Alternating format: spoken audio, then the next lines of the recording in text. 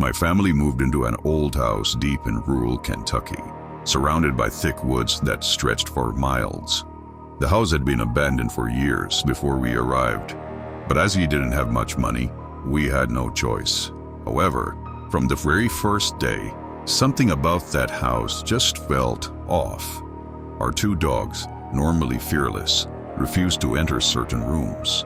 At night, they would just whimper and growl at the tree line, and their eyes would watch something that we couldn't see.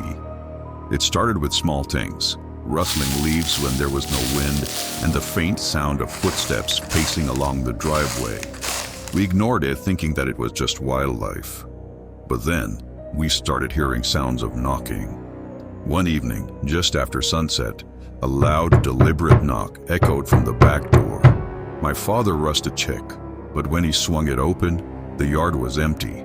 The knocking returned the next night, first on the back door, then the side window, and then the front porch. It never came from the same place twice, as if someone or something was circling around the house. We set up security cameras, hoping to catch the prankster in the act. The footage, however, only deepened our fear.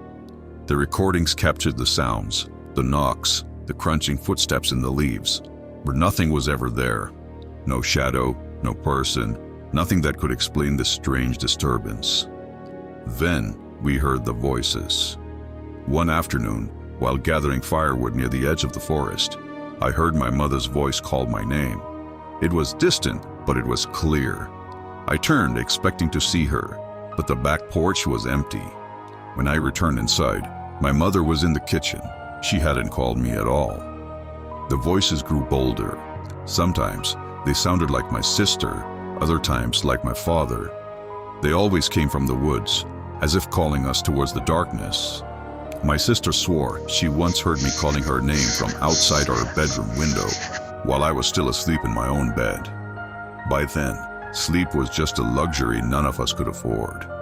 The nights were filled with scraping sounds against the house, soft whispers from the trees, and the continuous knocking.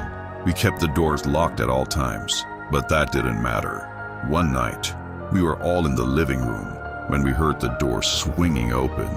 My father ran with his shotgun in his hand, bolted to the kitchen, expecting to confront some intruder. But there was nothing, nobody at all. The door stood wide open, the night air creeping inside. We checked the footage immediately, and what we saw still haunts me to this day. The footage showed the door handle slowly turning, the latch clicked, and the door just swung open on its own. No one was there, no wind, no figure, just an unseen force inviting itself inside. That was our breaking point. We packed up and left within few days, leaving behind the house, the cameras, and whatever it was that lived in those woods. The house still stands there, empty and waiting, and sometimes, when the wind is just right, the neighbors still say that they can hear knocking at the doors, waiting for someone to answer.